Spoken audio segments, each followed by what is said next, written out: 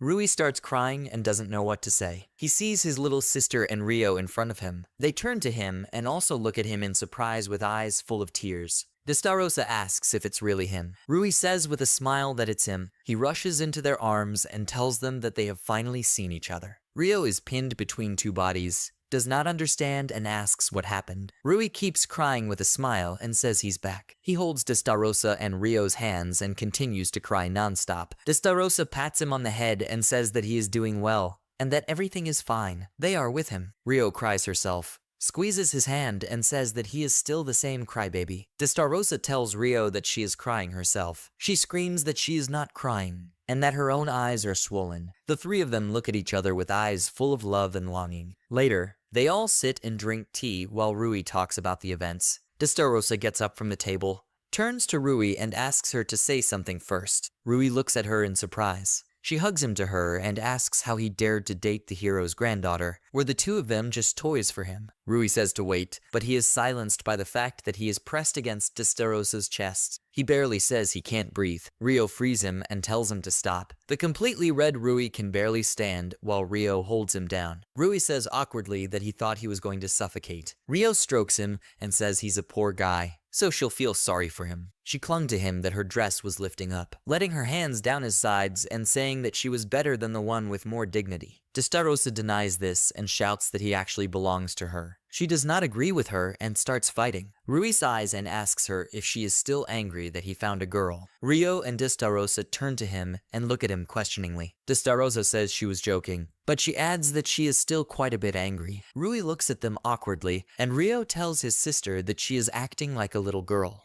Rio tells Rui not to think about her. She's not mad at all about such a small thing. Then she adds that, of course, if she's not like her or two of hers. Destarosa is barely holding back tears. Rui at this time thinks it's better not to talk about Charlotte in front of her sister. He watches them and warmly thinks what kind of nostalgia it is. He remembers something and tells them that since they have met again, he asks them to teach him something new. They take it joyfully and say that they are interested in him. After a while, Destarosa shows the source of the thunder. Rio shows magic on the fly. They pass on their knowledge to him, and Rui gladly accepts them. Destarosa wants to show something further, but is horrified, looking at Rui, and says that he is becoming transparent. He looks at himself in disappointment and says that it looks like the time has come. Rio starts swearing and asks what it means. He has to explain so that they understand. He begins to say that Oka told him about it. His body is in the real world, but only his soul is here. But the separation of the soul from the body is very dangerous. So after a minute in the real world, and after 6 hours in an endless hell,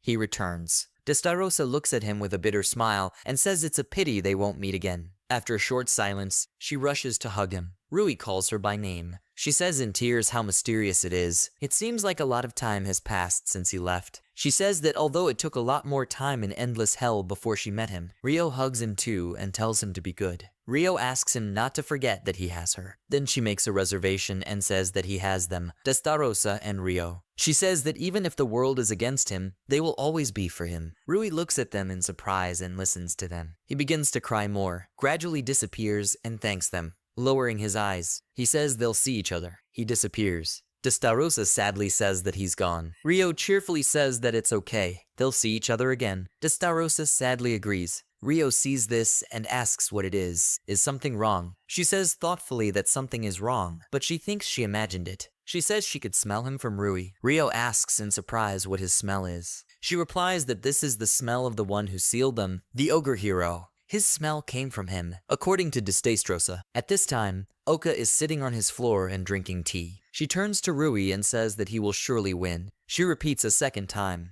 but without finishing, she puts the cup back down loudly. She tells him to kill him, this sinner. She wants him to definitely kill the ogre hero. The knight at the gate demands that the boys show their immigration card. They show everything. It's the turn to the next one. When a knight sees a man, he looks at him in surprise. A man with long hair and a big hat asks, "What is it?" The knight replies that it's nothing like that, apologizing at the same time. He makes excuses and says that he is just seeing a samurai for the first time. He says it looks like he has a real map. He takes a piece of paper and asks with interest why he came to them. He asks if it's really for work. He adjusts his hat and says it's for work. But it's not just a job. Rui wishes everyone a good morning in class. Burn and Tisha meet him. Tisha immediately asks if Rui has heard what Burn has done. He angrily and confusedly tells him to shut up because he promised not to talk. They keep fighting. From afar, he hears two girls talking. One wishes Iris, the other, good morning and says that she has always wondered if she likes anyone. If so, she asks him to tell her. Iris does not answer in any way. So the girl calls her again. Iris tells the girl how persistent she is.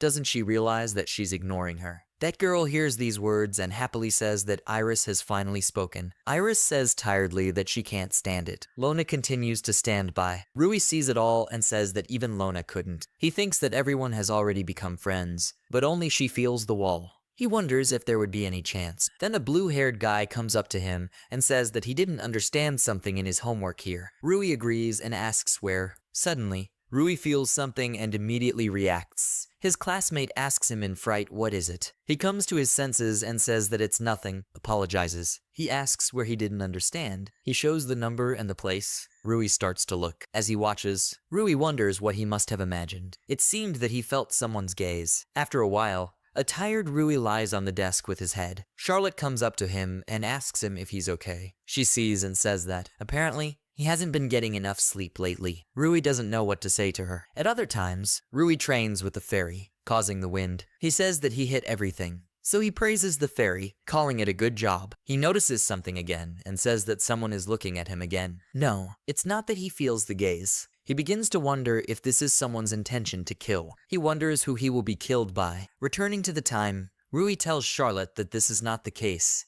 and that he is almost awake. Charlotte anxiously asks if he is sure of this. Charlotte exhales and adds with a smile, if he says so, then fine, but if he really needs help, let him ask for it. Rui thanks her. Rui feels something wrong again and turns around. He sees only his classmates, enthusiastically discussing something among themselves. Rui says that it doesn't matter where. He doesn't know from whom, but he is sure that he is definitely next. He feels this killing intent. Later, he walks in the woods and thinks that he seems to be being followed, so he decides to stop and try here. He takes a branch and thinks to draw a pentagram here, write ancient hieroglyphs around it, and that's it. This is a magic circle. It has two ways to use it. The first is to increase the power of magic, and the other is a barrier. A magic circle can make a barrier. He tells the magic circle to work. Then someone makes a sound and Rui screams that he got caught. He immediately uses the magic of the dark barrier. Branches come out of the ground. He builds a cage around himself. Someone starts to panic, and Rui says that he finally met the one who was looking at him. He wonders who it is. He sees the girl, and then asks where she's from. He asks her where she's from, if she really wanted to catch him. She says that he is still dangerous, and it was the right decision to start watching him more closely. Rui tells him to wait in a panic, and then asks why he has to fight her. She says it makes no sense for her to answer. She declares that she will take revenge on him for her master, and then he immediately starts attacking with his foot, but Rui defends himself with his hands. Rui does nothing. Iris summons a bloody blade. Blood is coming from her fingers. This blood attacks Rui. Rui is sitting by a tree, covering his stomach. Iris proudly addresses the owner and says that she has taken revenge. Rui suddenly says that it's not bad because his arm still hurts. Iris looks at him in surprise. She asks him in horror how he got up at all. Rui approaches her and tells her that she uses a rather rare blood magic. He tells her that, sort of, in return for her blood, she can use very strong magic. He asks her where she learned it from. She resentfully says that she will not tell him, promises that this time she will kill him. She uses a blood scythe, after which a huge weapon appears in her hands. She attacks him. He immediately pulls away and dodges the swift blows. She starts to get angry. Iris wonders why she doesn't get in. She walks away from him and says that it's clear to her that her mistress has her eye on him for a reason. Iris says that then she will start acting seriously. Rui stops her and asks who her mistress is. Iris asks in surprise if he doesn't know, and then viciously calls him an upstart. She clenches her fist. She says that her mistress is the demon queen, Mrs. Destaroses Notens. Rui looks at her in surprise. He asks her if he is her enemy. He imagines and thinks that his sister is just like family to him. She lives in good health in an endless hell, but it turns out that in this world she is dead. But rumors say that the hero is to blame for this. But what does he have to do with it? Iris says that she feels the energy of the queen from him. Rui tenses up and thinks that it's true. After staying with her for 300 years, There was something of her left in him, but the little sister then said that her magic power was indeed stronger than human, but she gave him quite a bit, so people wouldn't notice it. That's what she told him then, how she had figured him out so easily back then. Iris tells him that he could deceive others, but she is sure that he will not deceive her. Her eyes begin to change. Rui immediately realizes that it is a magical eye. Iris tells him that he already knows. Her magical, I can see magical energy, its shape and colors. It's not just the magical energy of the Demon King. She didn't notice it at first, but on the day of the exams, she saw him using dark magic. Rui looks at her in surprise and understands what she is talking about. He then used a dark veil. Then she felt the magical power of her sister. Rui looks at her intently and says that superhuman physical abilities and blood magic, as well as a magical eye. He asks her who she is anyway. She starts talking to herself, then changes her mind and says that they are subjects of the great Demon Queen. Suddenly, Iris has wings and her tail from behind. She says their name is Iris V. Fonderson Vampires. It's about vampires. They are a superior race, distinguished by high magical energy from other demons. Because of their beauty and rarity, they are hunted by many people. Rui asks Iris in surprise if she was the vampire. She replies that because of their small number, they are on the verge of extermination and misses. Destarosa saved them from this. True, she has never met her in person, but they say that she is very merciful and that she probably still exists somewhere. Rui looks at her in surprise. He thinks that his sister is now in endless hell, so she is unlikely to be found. He didn't think there were still people looking for her. Iris says that after continuing her search, she finally found him in the capital, a man with the magical power of the Demon King. She claims in this way that it means that he is her real enemy. Rui is perplexed and asks why he is her enemy. She answers him that everything is simple. She tells me that there are only two ways to take magic power from another. The first is to receive it for a long time, but this method does not suit him because his life is short. Rui is awkwardly silent and thinks about it. Iris says the second option is to kill. She says he got the magic power of the Demon King by killing her. Rui easily says that this is not the case. Iris screams nervously. Is he playing innocent again? She gets angry, begins to conjure, and says that there is no point in asking him anything anymore. She claims that he made her angry. Rui also starts using magic and says that she has the right to be angry, but he won't give up so easily. Iris screams at him to pay for his sin with his own life, attacks him using the Supreme Blood Cross Spear. The spear appears in the air, and then orders him to kill that spear flying towards him. Rui stands and prepares to deflect the blow. He says admiringly, "This is magic." All the feelings for his sister are invested in it, but then he won't lose either. He shouts that this is the power of the Demon King using a powerful ray. His beam completely destroys her spear with its light. Iris looks in surprise and does not believe her eyes. She says that this is magic that only the Demon King can use. She falls to her knees exhausted and says that even if you steal magic power, you can't use this magic in any way. She furiously asks who he is anyway. He replies calmly that he is a disciple of the Demon Queen, just like her. He holds out his hand to her and tells her that he is going to save the Demon Queen. She continues to stare at him in surprise. After a while, they sit on a log, Iris crying, holding a napkin to her mouth, while Rui supports her by stroking her back. Iris keeps crying and asking if it's really true that she's alive. She begs his forgiveness. She begins to reproach herself, saying how she dared to encroach on him in the first place. He continues to stroke her with a smile. Iris says she will accept any punishment, and that he can even take her life. Rui shouts that he doesn't need it, and he's not mad at all. He offers her to save her sister together, so there is no time to punish Iris. Iris says that then the punishment will be after her rescue. Rui agrees and says it's great. Iris remembers and asks him if he has told others about it. He replies that he hasn't told anyone yet. Iris exhales with relief, because there is enmity between dragons and demons. If someone finds out that both kings are alive, then the war will not take long to wait. Rui understands her and says that then it will be difficult to ask someone for help. Here Iris says that, however, this does not apply to everyone. She snaps her finger, and a lot of spirits appear behind them. Rui wants to assume something, but Iris says that they are all vampires. In fact, they were watching them from afar. Rui says awkwardly that he didn't notice them at all. One guy with a beard says his name is Bruno. He bows to Rui and says that even after 300 years, the Demon King is their only master, but if he knows him, then this is a completely different situation. He asks him to make them his subjects. Rui is afraid of what other subjects. Bruno says, still with his head bowed, that they didn't have a single clue before. But after a long time in 300 years, they finally met the bridge to the Demon King. Rui looks at them with understanding.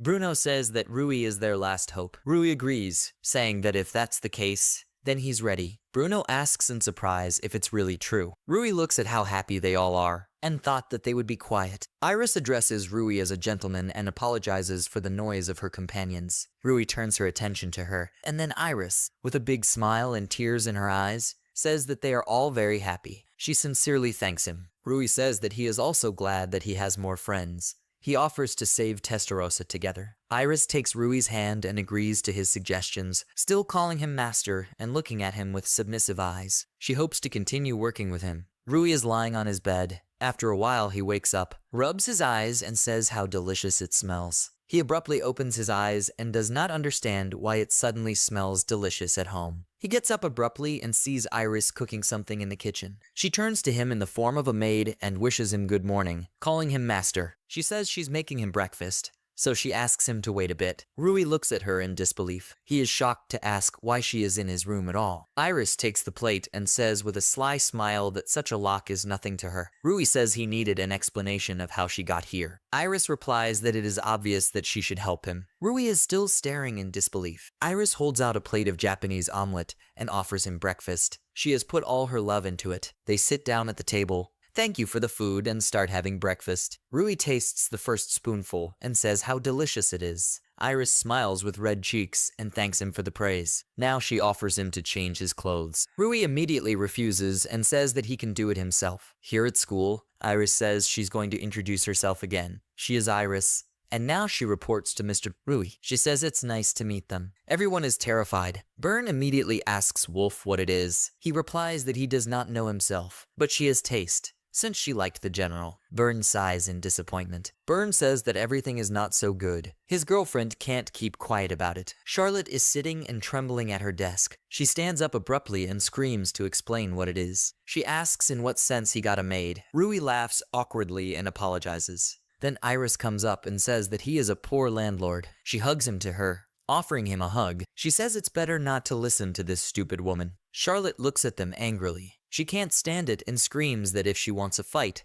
she'll have a fight. She throws her a handkerchief. Iris says that she just has one thought about her. Rui gets up and asks to stop. They both turn to him and tell him to shut up at the same time. Byrne and Wolf are sitting and saying that even he will not suffer. Rui hears them and thinks that they themselves have been fighting recently. The teacher conducts the lesson. Rui writes everything down in his notebook. He notices this atmosphere, that Iris and Charlotte are looking at each other as if they are ready to pounce. Rui thinks about making friends with them somehow. Here the teacher says loudly that what is written here is important. He thinks they already know that regardless of race, those who have overcome the wall of power receive a special mark. Its first form is the Silver General's Mark. After its owner becomes stronger, it becomes the Golden Royal Mark. There is also a special royal mark about this mysterious royal mark. He asks if they know what the mark is. Ben raises his hand. The teacher asks him. Ben thanks Legas for choosing him to answer. He replies that when talking about a special royal mark, the Dragon King and the Demon King come to mind. These two kings are completely different. Previously, it was believed that there are other special kings, the King of Devils and the King of Fairies. But their existence has not been confirmed and they can be discarded. The teacher says that Ben is doing well and that everything is right. The Demon Kings become the Force. The participants of the martial arts tournament fight the previous Demon King. And if the participant wins, he becomes the next king. Everything is as it should be for demons with high magical power. And the Dragon King by family ties is the one who is born into the royal family, is born with a well-aimed king. From that moment on, he becomes the King of Dragons. It is said that those two kings 300 years ago were considered the strongest of all time, but they were defeated by the ogre hero. He says that it is still unknown why he defeated them. Rui reflects, as he thought, Sister and Rio are amazing. He thinks, really? Why did he win? If he finds out why he sealed them, it may be a clue to their salvation. The teacher tells them that the history of magic lesson is over. He says that there will be practice next, that they will have another teacher. He tells them that they will be taught by a person with a general's mark. He says to ask him what they want while they can. Ibuka and Yuri are surprised that they will have a teacher with a label. They're wondering what he looks like. Rui himself is delighted with how much he can learn with the help of this teacher. Under the window of the school is the man with long hair, whom the knight met at the gate. The new mentor asks the class if they are Legas students. He introduces himself as the wandering swordsman Kajiro. He will be teaching with them temporarily. Charlotte turns to Rui and asks if he really is that strong. Rui says it looks like he's just standing there, but he doesn't seem to have any weaknesses. The other girls also discuss that he has a general's mark and that he looks quite peaceful. Kojiro hears them all and then asks if they want to fight. He says that he will be bare-handed, but they can at least with weapons, even with magic. Everyone is surprised and doubts whether it is really possible, although they were offered it. Wolf and Burn go ahead. Wolf tells the other to leave because he wants to do it. Burn shouts that he was actually going to be the first. Wolf tells him to shut up and sit still. Kojiro hears this and says how young they are. Legas is still bowing and apologizing to him for his behavior. Kojiro tells Burn and Wolf not to be shy and that they can attack together. Kojiro sticks his sword into the ground and provocatively asks if they are afraid to lose together. Burn says here that he doesn't seem to take them seriously at all. Wolf is also angry and says that if so, they will show him. Kojiro says they have a good spirit, and it sounds interesting. He gets into a fighting stance and says that then the swordsman Kojiro is ready. In a split second, they are in front of Wolf, who panics and does not have time to do anything. Burn sees and immediately calls the bomb. The bomb explodes. Everyone pulls away.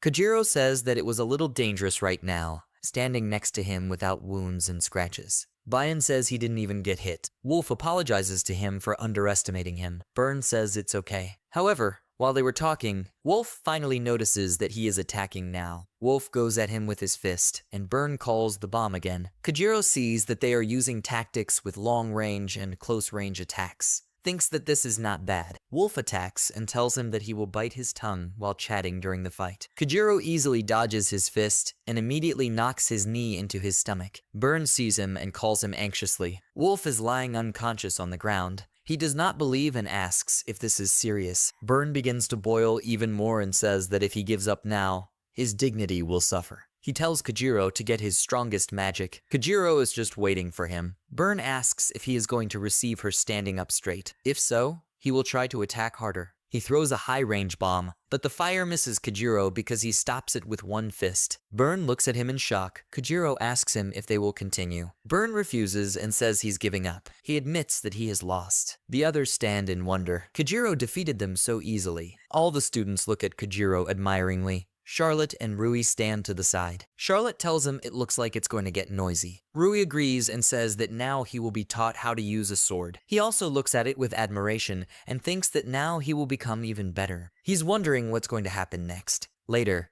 Rui holds a weapon. Kojiro tells him that he has strained his shoulders again. He needs to move the weight lower. He thanks him. Kojiro tells him that he's catching on fast. He smiles awkwardly and says that he just explains it well. Kojiro exhales and says that he used to be nobody, but he knows how to explain it so that it is clear. Rui thinks that his perseverance has given him a mark. Kojiro says that he will continue to teach the prince. Then Ibuki comes forward and says that he trains the prince himself, so he doesn't need to do this. Kojiro tells him not to be so wary. He's not going to do anything wrong with him. Ibuki says he doesn't suspect him, but it's his duty. He wants him to understand. The prince tells Ibuki not to. There is silence. Kojiro sighs, agrees, and then asks the others if there is anyone else. Burn and Wolf are holding out their hands. Ibuki sits dejected and says that somehow it turned out. Rui sees and tells him that this is the first time he has seen him like this. Ibuki apologizes to him for showing himself like that. Rui says not at all, and that he looked cool. Ibuki says he doesn't think he's bad. It's just that he can't let others get close to the prince without much to do. The prince hugs him and says why is he like that. He is grateful to Ibuki. He says with embarrassment that you're welcome. Rui looks and thinks that they really have strong connections. Rui tells Ibuki that then he will teach him today. He happily agrees. They shout that then they will start. A disappointed Kojiro stands in the background with a sword and says how sorry he is. Rui stands awkwardly so that sweat flows from him. He groans in despair and wonders how it happened. Charlotte is standing on one side of it, and Iris is on the other. Both look at him angrily and pull him towards them, pouting. Charlotte asks her why she always goes with him. She tells her not to interfere. She replies that she should be with Mr. Rui. She tells Charlotte to think about her rebellious behavior. Don't let her spoil Mr. Rui. They all continue to look at each other like that. Rui in the middle thinks that usually Wolf would also be with them. He mentally asks at least someone to save him. Then someone comes up to them and asks Rui how he is doing. He sees a calm Zion in front of him. Rui says that this is a surprise. He had heard that Zion was in trouble again. He laughs and replies that they shouldn't say that. He likes it when something interesting happens. He looks at the girls and asks who it is. Rui apologizes at first and says that he will introduce them now. Charlotte immediately says that she is Rui's girlfriend. Iris says that she is the most understanding of Mr. Rui and his subject. It's nice for her to meet him. Zion says how funny they are. Turning to Rui, he tells him to keep up. Rui covers her face with her hand and laughs awkwardly. Zion asks him if he is free now because he has information that he will like. He looks surprised and asks what kind of information he would like. Zion says he found a dungeon nearby. Rui asks in surprise if this is really true. Zion asks him he was interested. He notices that the girls are wary. He tells them not to be afraid. He won't steal their prince. Rui asks him why he decided to tell him. He doesn't really need money, because he's in a dorm. Zion asks if he likes all kinds of treasures and monsters. Rui immediately says that it's really tempting. Zion says that the ruins there may also have a connection with the hero. Rui looks at him and then asks what it means. He laughs and says he's glad he's interested. He takes a paper out of his pocket and says that he has found the entrance there, but there is a pretty strong seal on it. So far, no one has entered it. He says that there is also such a template on that seal. He holds out the paper. Charlotte and Rui look at it in surprise, anticipating what is there. They see a drawing of a pink flower on the paper. Zion asks Charlotte if there is anything in this pattern. Charlotte looks and replies that this is the family label of the hero family. There is a high probability that this dungeon has some kind of connection with the hero. Zion turns to Rui and asks what he thinks about it. He remains silent, considering his words. After a while, the Kazakh goes and says how interesting it all is, what kind of treasure awaits them there. Zion asks her name and says that he has a rather unusual way of speaking. He asks where she's from. She says that she was born and raised in Cuba. He says it's clear to him now. Then that's where her dialect comes from. She speaks a dialect of Western Japan. The five of them, including Charlotte, Iris, Rui, Kazakh, and Zion, are walking through the forest. Charlotte asks Rui why Wolf didn't go with them. He replies that he is training with Burn today. After the fight with Kajiro, they began to train a lot. He believes that he also needs to not give in to them. Rui notices Kajiro gathering something in the forest. He immediately asks him why he is here. He turns and sees the students. Kajiro says he was told that effective medicinal herbs grow here, so he was looking for them. He also asks why they are here. Rui says they're actually going to see what's ahead of the dungeon. He asks in surprise if they are really going to the dungeon. He immediately says that it is dangerous there, especially since he is new. It is unknown what kind of monsters and traps are there. Rui says that, of course, they do not go there to play. If it is dangerous, they will immediately leave. He says they need to get there no matter what. Kajiro looks at them excitedly and then asks them to at least take something with them. He gives the bottle back. Rui asks what it is. He replies that it is a homemade regeneration potion. It acts on abrasions and bruises. He tells them to be extremely careful again. They obey him. Rui thanks him for the potion. Kajiro turns away and leaves, and Rui says how kind he is. He then suggests that everyone pack up and go further forward to the dungeon. After a while, Zion says that they have come. Not that this is a new dungeon. The ruins have always been here. He thought they had already been looted, but about a week ago, they accidentally found the entrance down. The Kazakh sees people and asks who they are. She says they look unpleasant. People turn around and look at them with their evil eyes.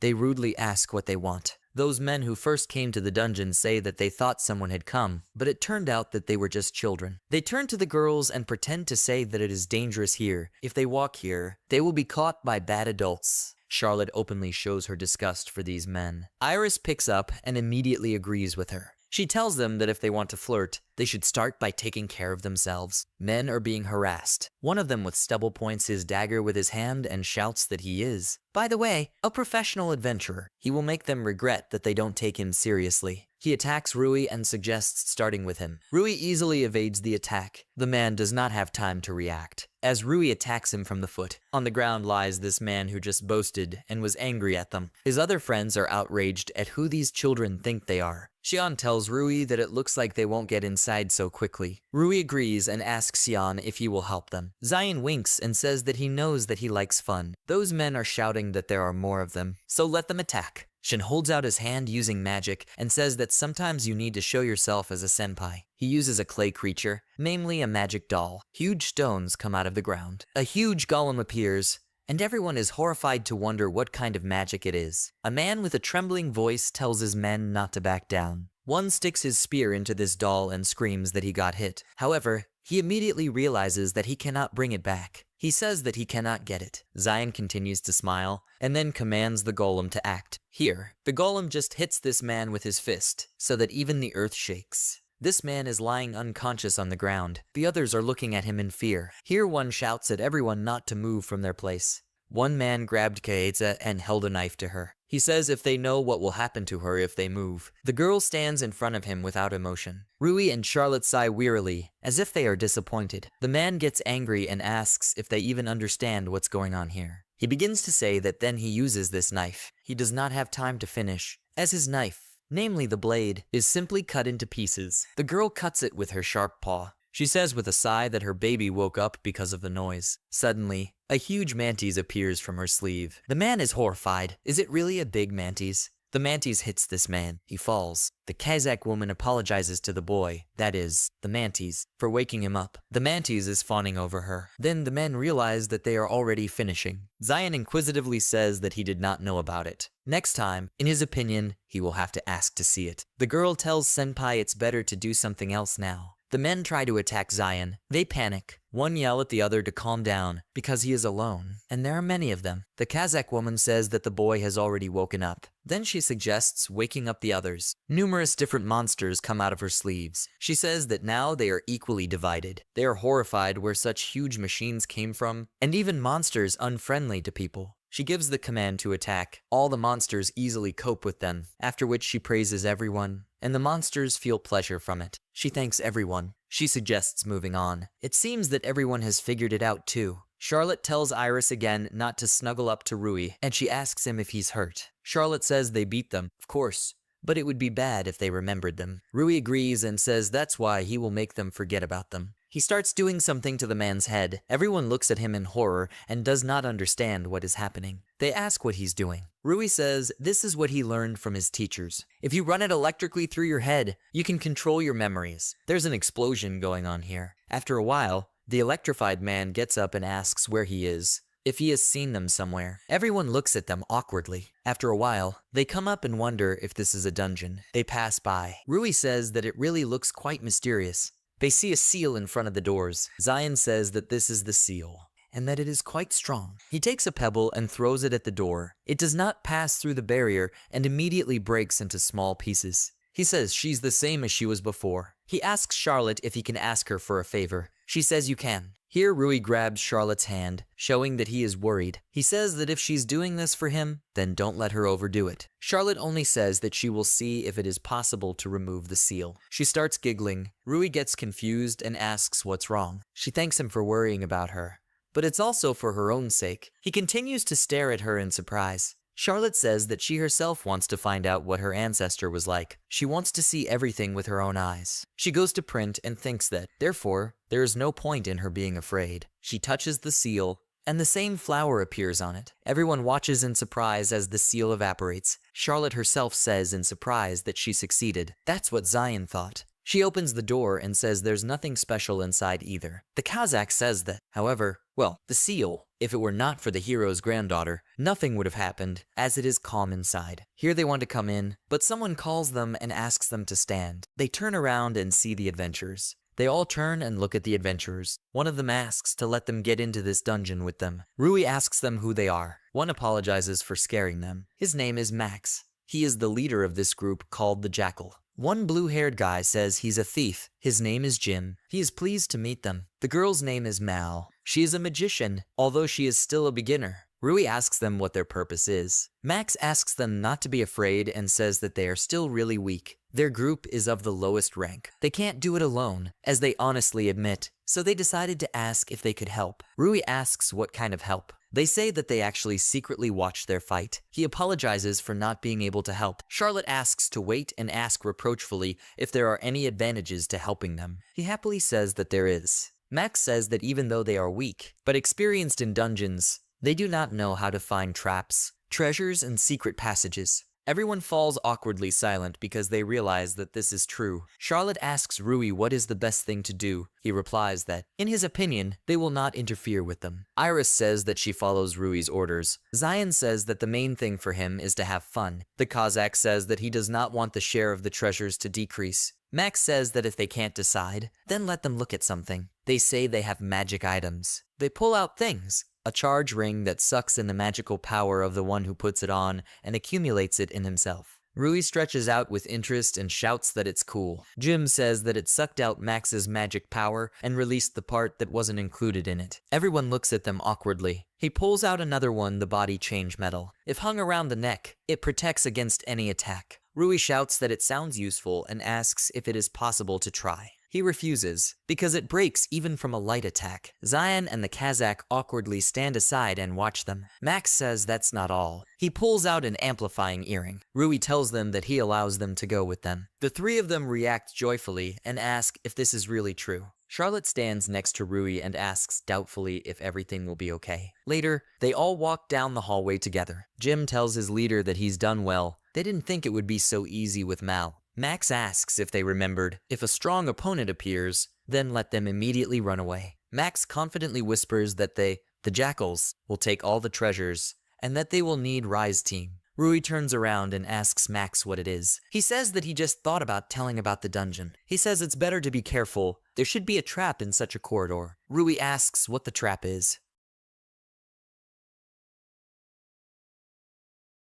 He says that, for example, spears emerging from the floor, or arrows. There may be a button in the floor, so they have to be careful. Immediately, Rui accidentally presses this button and then asks Max if he's talking about it. He confirms it. A huge rock with lava is flying towards them from above. A huge round stone is rolling down the corridor. Max indignantly asks why he stepped on it while he was talking. Cheerful Rui laughs and apologizes. Charlotte screams at everyone to do something. They took them with them to do something in such a situation. Max shouts at Mal to act. She gets scared and asks why she is. She summons a medium magic arrow. However, her weapon simply breaks under the pressure of this huge stone. Mal wonders if it didn't work out. Max says in horror, "Is it really a stone that seals magic?" He later claims that it is a stone that neutralizes magic. Rui asks if there is any way to break it. Max begins to reflect and says that he saw how he was hacked by a gold rank adventurer.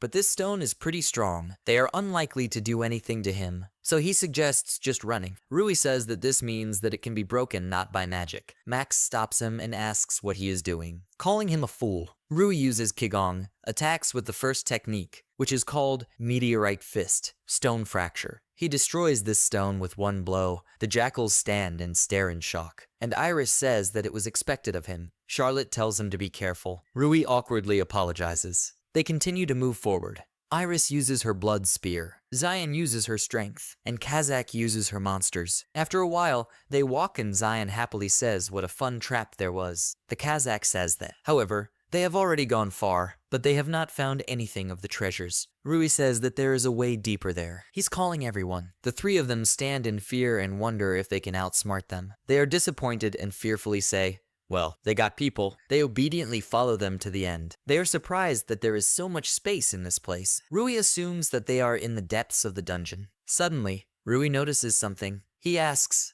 pointing to a red ball that has rings around it, if it is some kind of treasure. They see it floating, so they wonder what it is. Suddenly, the ball begins to sparkle brighter. The ball begins to move through the air and announce that it is checking vital reactions and begins checking the genes of the hero. The students turn around in a panic and ask what it is. The ball announces that the operation is completed. It starts transmitting to two people. Unexpectedly, Charlotte and Rui fall under the flow of this unknown force. Iris reaches out to Rui in horror, but they just disappear in an instant. There is silence among the people. Iris immediately clings to Max and demands to know what it is and where it was put. Max screams in panic that this is the first time he has seen such a thing, so he does not know either. Kazakh tells Iris to stop, explaining that panic will not help the case. Iris turns to her. She listens and says it's true, just like she says. She bows to Max, apologizes for her own lack of control. He says that it is not necessary. Max says, analyzing the situation, that the way they disappeared is similar to the magic of displacement. Most likely, they were transported somewhere to another room. By the way, the Kazakh asks Zion if he notices that there is some kind of unpleasant premonition. He confirms her words. Zion says that this sphere studied them and then transferred those two. It looks like she took them away and let them pass on. Unfortunately, she left them. Max asks, asking to wait. Does he really want to say that Zion finishes the deal for him and says they are no longer needed? Suddenly everything collapses. A huge golem appears in front of them. Those three jackals are staring at him in horror. Xian asks without emotion what they will do now without Rui. Rui opens his eyes in another place. He wonders where he is. Being next to Charlotte, he says that, apparently, only he and her were transported here. Charlotte hopes that everything is fine. Rui exhales and says that, by the way, they better take care of themselves. Charlotte says it's probably a lot more dangerous here. She's getting ready to grab her sword. Rui sees that her hand is starting to shake. He puts his hand over hers and tells her not to do that. He tells her with a smile that he is with her. Charlotte blushes. She starts saying that she will protect herself. But if he wants to, then so be it. She will let herself be protected. Rui agrees and says that it will be as she says. They hold hands. Rui tells her, further embarrassing her, that he will become her knight. They walk down the hallway together. They stop as soon as they see a silhouette in a dirty raincoat. They are on their guard. They immediately take out their swords. Rui says that before they entered the ruins, there was no one here. So why is he here? Rui asks the stranger who he is. He turns to them and says that he was waiting for them. He says they are the ones who will inherit the hero's intentions. Both look at him in surprise, not understanding what he is talking about. The stranger tells them that he is not an enemy to them, and then walks forward without showing his face. He asks them to come with him. Rui tells Charlotte that he does not feel any danger from him. He asks her what the horses will do. Charlotte says there is no other way, so they will try to follow him. They follow him. As soon as they enter, their eyes immediately widen. A stranger stands by a huge wall where different races are painted. Rui sees and says that one of them is an ogre hero. The stranger says that this is true, and that a third-generation ogre is depicted here. Rui asks where they are, and who he is in general. The stranger says that, okay, he will answer them one at a time. As soon as they see him, Charlotte involuntarily clings to Rui out of fear. They were scared by what they saw. The stranger says that they will be surprised for sure, because his face is so rotten. Charlotte and Rui stand in a stupor and look at him. The stranger begins to say that his name is. Suddenly he thinks about it and wonders what his name is. He hides his face with a hood. Charlotte and Rui stand awkwardly, waiting for him to remember his name. He says that's why he hates this zombie body. He says that this is the place to manage and protect data about Mr. Ogre. Here is information that cannot be leaked. This place is made to leave a memory for the future, and he is a part of this place. In order to correctly tell what is depicted on the fresco, he waited a long time for the right people for this. Rui asks him anxiously if he has decided to become like this himself. The stranger replies that everything is correct. He turns slightly. It is clear that his face without a shape looks flowing. He says he became immortal at will. He then suggests telling them about the hero and his 3 friends. Sean thoughtfully asks, as soon as he sees the huge golem, what they will do now without Ruzi. Iris screams that whatever he is, he's just a golem. She emphatically declares that she will deal with him. She summons a blood spear and sends it to the golem, but the spear breaks only because it came into contact with the golem's body. Max screams in horror that it is broken, and that this cannot be. He sees for the first time a golem made of sealing magic stones. He shouts that we need to retreat. Iris says that, if you don't take it by magic, she prepares, and then kicks the golem with her foot while jogging. However, it only hurts her leg. She lands, does not have time to get up. As the golem's hand flies towards her, she manages to react. From the golem's blow, everything is covered in dust and smoke. Iris opens her eyes and finds herself in the hands of a Kazakh woman who tells her not to get into such dangers, so let her stop. She asks her if she can go. She says he seems to be angry, so it's better to back off. She says we need to call more people. Iris asks her why she saved her. She could have just been dumped. The Kazakh begins to laugh at her reaction. Iris indignantly asks what's funny. The Kazakh apologizes and says, repeating her question, why did she save her? She knows why herself. Iris looks at her in surprise and asks if she really knows. Rui asks the stranger if he really wanted to become a zombie himself. He thinks to himself that if he becomes a zombie, then life and memory will be long. But in most cases, others break down psychologically from the fact that their body falls apart and becomes disgusting. Charlotte asks if this means that he has been alone here for 300 years. The stranger replies, then don't look sad. The fact that they came here is his reward, in his opinion. The stranger says that then he will continue his explanation. This mural depicts a hero and 3 other people. This is the team of the Ogre Hero, which is considered the strongest in history. They defeated the evil Jabberwocky King. Charlotte is surprised to ask about the hero's team, because neither she nor her ancestors have heard of it. The stranger confirms this and says that the information about them remains only here. However, his memory is also starting to fail him. He apologizes for the fact that his memories are now only fragmentary. He suggests starting with the one to the right of the hero. Her name is the Fairy King Titania. There is a fairy village somewhere. She rules it. Rui thinks about the fairy village and says that it was not only in a fairy tale. He is enthusiastically listening to zombies. The zombie goes further and says that the king of the three worlds, Balmung, is depicted to the left of the hero. Rui immediately asks him with interest who it is. He says after doubts that he still does not remember, then asks to wait, then sticks his finger into his skull. Charlotte and Rui look at him in horror.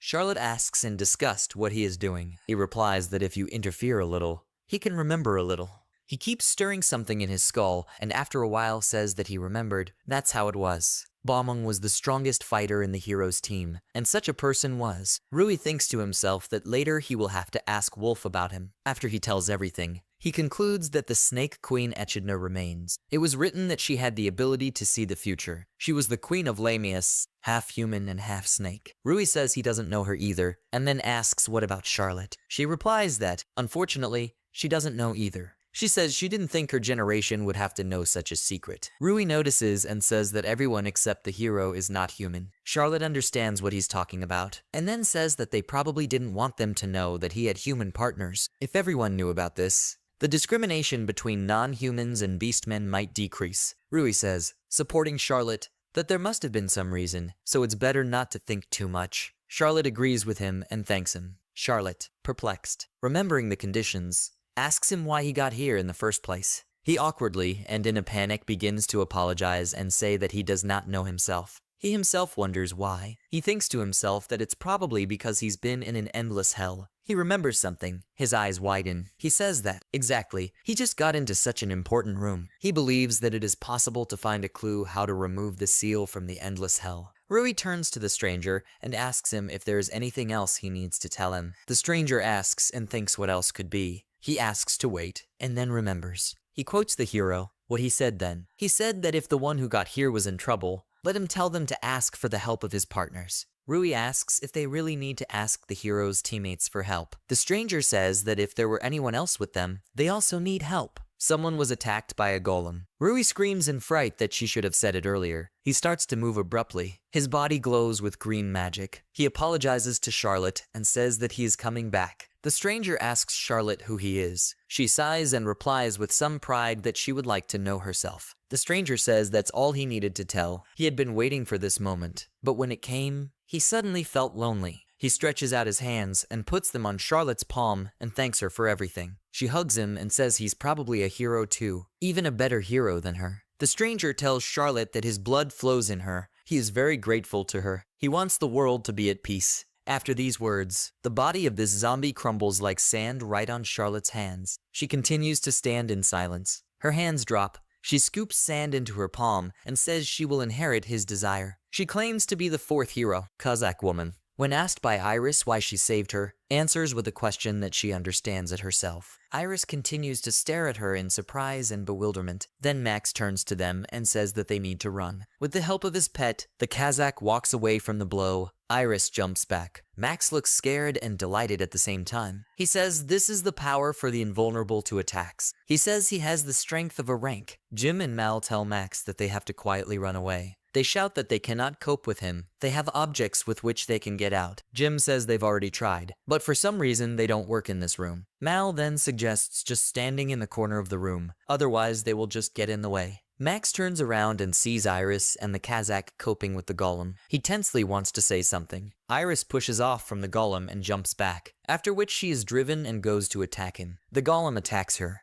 Iris's leg breaks so she can't move. The fist flies towards her. She covers herself with her hands and freezes in anticipation of death. After a while, she opens her eyes and sees that the golem has been stopped by some goo. Max comes up to her and asks if she's okay. She replies that she is fine. Iris asks him if he really stopped him. Max happily says it's him. Something similar to chewing gum sticks to the golem's leg. Max says that this is a special item of adventurers, which is called a sticky bomb. It only works for a few minutes, but skillfully stops big monsters. Jim comes up to Iris with a potion and tells her to drink. She looks at her in surprise. At this time, Mal ties up Iris's leg and asks her to tell if it's too tight. Iris is embarrassed to thank them for putting a bandage on her, but she asks why they are here. It would be smarter for them to just run away. Max says that everything is as she says, Iris is surprised. Max says that in fact they always ran away. They tricked other adventurers and made decoys out of them. They were cowards because they were weak. But when they saw him, Rui, they thought that whether they should stay like this.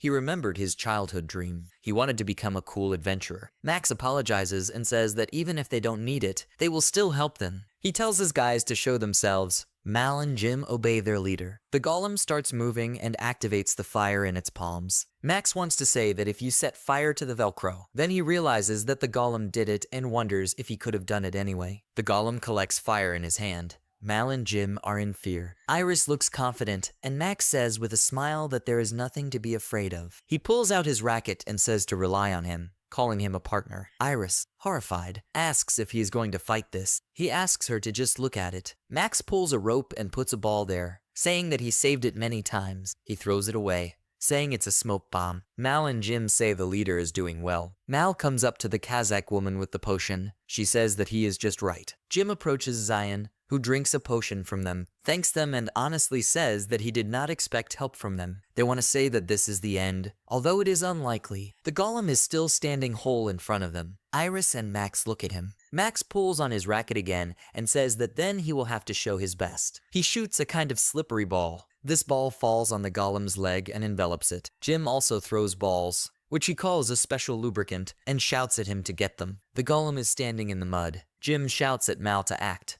She shoots her magic weapons, telling him to rely on him. She attacks him with a fiery arrow. The golem starts to burn completely. Max claims that even in a class monster can't resist such a combo. Nothing harms the golem. Max stands in front of him in a stupor in his thoughts that all this did not work. Remotely, he is told to run already. He keeps thinking about what to do, but he doesn't move because of the panic. A bloody spear is flying to the golem here. Iris pushes Max to the side while the golem gets hit. They fall. Max gets up and says in a trembling voice that she saved him. He is already fully up and confidently thanks her for saving him, saying that now he owes her. Here Iris says that she just did a natural thing for her. She stops talking and tries to say something, fighting herself. She remembers Kazakh's words, why she saved her. She understands why. She thinks that when she was rescued, she couldn't think of anything. Iris says she doesn't need a reason to save someone. She just wanted to say it. She blushes. She goes down and says it's mysterious. When she fights with someone, her feelings get stirred up. She wonders if Mr. Rixia felt it too.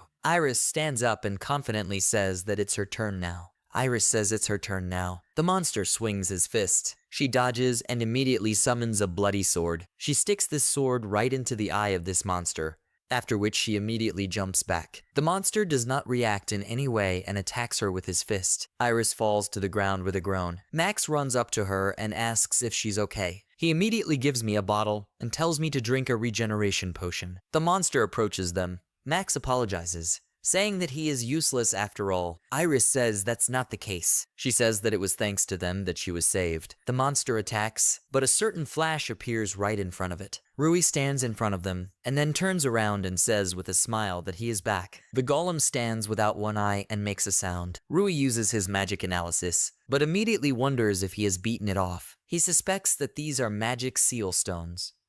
He says that now he understands why it was not possible to defeat him. He decides then to kill him with it. He summons his sword through the earring, swings it, and cuts through space. The golem falls apart with a groan. Rui exhales and says that they are safe now. He runs up to the guys and asks if they have any wounds. That trio of jackals admire him and ask to be allowed to call him their bro. Max asks to take him on as an apprentice. Rui doesn't understand what's going on. Zion says you won't get bored with him. Rui sees him and the Kazakh and is glad that they are okay. Kazakh says that if he is going to praise, then let him praise her, that is, Iris. They turn to her. She looks at him with bleary and submissive eyes. She says, folding her hands in front of her, that she believed in him. She believed that he would return. Rui comes up to her, takes her hands and says that he believed in her too. He thanks her for protecting them all. Charlotte comes in and says it looks like they've already dealt with him. While Marl treats Iris's leg, Rui gets up and calls Charlotte. Charlotte sees the wounds and says that, apparently, they didn't get him easily. He tells Rui that he's doing great. She sees that trio of jackals behind Rui and says that some weirdos always like him. Rui awkwardly says that the Kazakh woman has already told him this. They start shaking. The Kazakh asks, but aren't they shaking? Even Zion is a little worried. Stones begin to fall from above. Max shouts that the dungeon is collapsing. If they don't get out, they will be buried alive. They're all looking away in panic. Max is especially panicking, but says that usually, if you go through the dungeon, there will be a way out. So why isn't there one this time? Rui remembers that this dungeon is a building made to keep the secrets of the hero. If the infiltrators defeated the golem, then the whole dungeon will start to collapse. It's such a double trap, he shouts to Max. Maybe they have some kind of object. He answers uncertainly, as if there is, but he turns to his team and asks if they agree. They voluntarily nod in agreement. Max tells his bro that this is a magical item, a magic moving stone. He hands him 3 red stones. He says that if you work magic on him, he will transfer them outside. After defeating the golem, it can be used. To this, he only adds sadly that there are only 3 stones left, so he has to choose only 3. Rui looks at him awkwardly and in disbelief. Rui screams that he can't. Max holds out everything and asks him to do it, because, unlike him,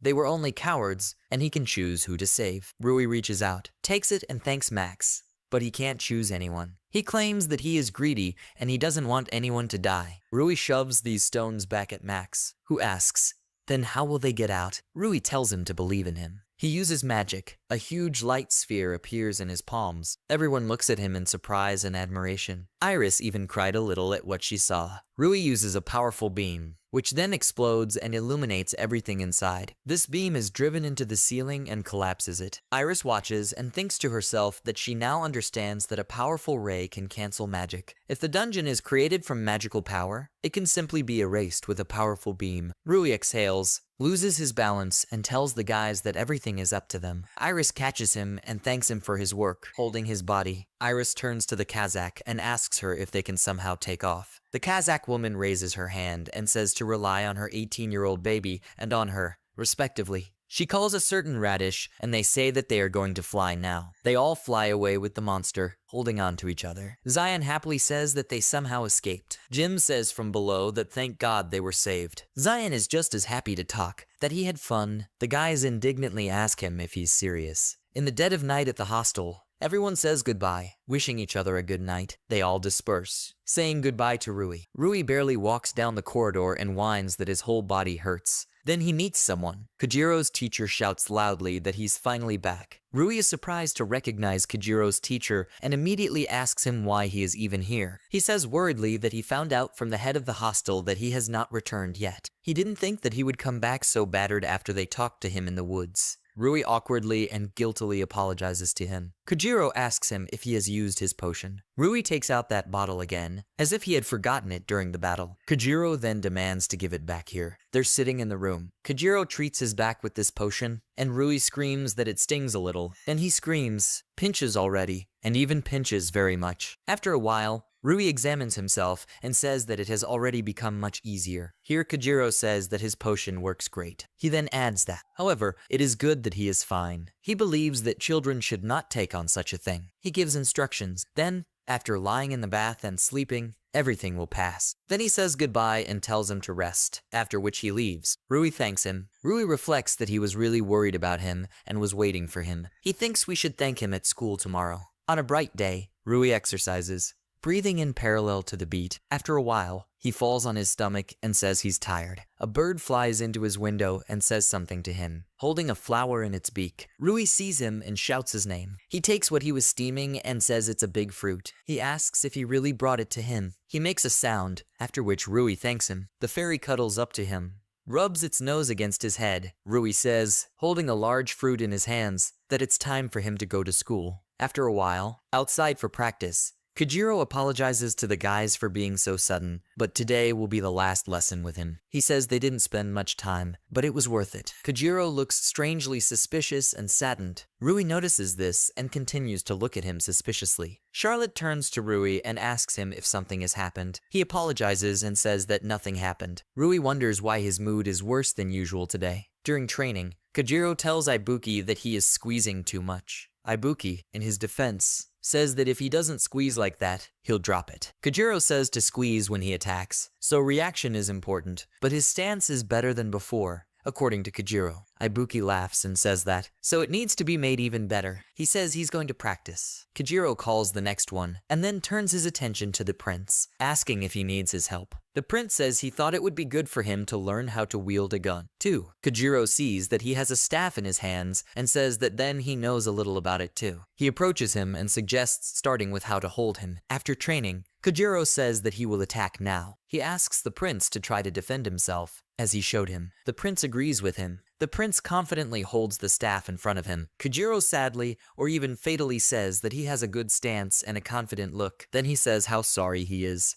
He pulls out his sword and points it at the prince. He announces that they are starting. The prince agrees in disbelief. It is clear from him that he is nervous. Kojiro raises his sword and attacks him with light blows. The prince dodges his blows, and then rejoices that he succeeded. Here Kojiro smiles suspiciously, frowns and quietly asks for forgiveness, and then attacks with a sword, cutting the prince. The dead body of the prince falls to the ground. All the students look at him in horror. The Kazakh is more at a loss. Kojiro puts the tip of the sword on the prince's head and says goodbye to him forever. Rui immediately steps in and stops Kojiro with his sword. He asks him what it all means. Ibuki comes and asks what he is doing at all. He screams in rage, but how dare he attack him? He convulsively repeats the question and shouts that he will kill him. Burn and the others stand in a stupor and watch them. Rui tells Ibuki not to submit to anger. He yells not to stop him, claiming that he will kill him. Rui tells Ibuki that actually, he whispers something in Ibuki's ear. He calms down and asks if this is really true. He believes Rui and says that then he will rely on him and bows. Rui told Ibuki to protect them all. Charlotte looks at him questioningly. Rui stands in front of him, confidently pointing the sword at Kojiro, who, on the contrary,